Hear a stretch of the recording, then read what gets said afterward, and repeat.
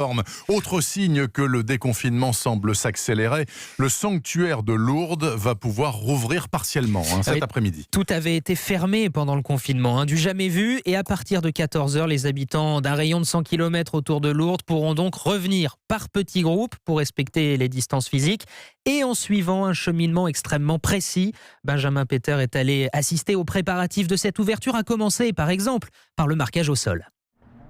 Ce sont des ronds, pour tout vous dire, on a copié sur la SNCF parce qu'on trouvait que l'idée était pas mal et puis c'est compréhensible de tous. Et ces ronds, il les trace partout, devant les fontaines, face à la statue de la Vierge. Sébastien Mizounave, le responsable de la sécurité et son équipe, matérialise au sol la distance que les pèlerins devront garder entre eux. Selon on a un petit temps d'attente, on sait qu'on doit stationner dans ces ronds, ou au moins ça nous rappelle qu'il est important de garder cette distance. Des petits groupes de 10, toujours accompagnés par un hospitalier, les mesures se veulent exemplaires. Pas question par exemple d'entrer dans l'une des basiliques, encore moins dans la grotte.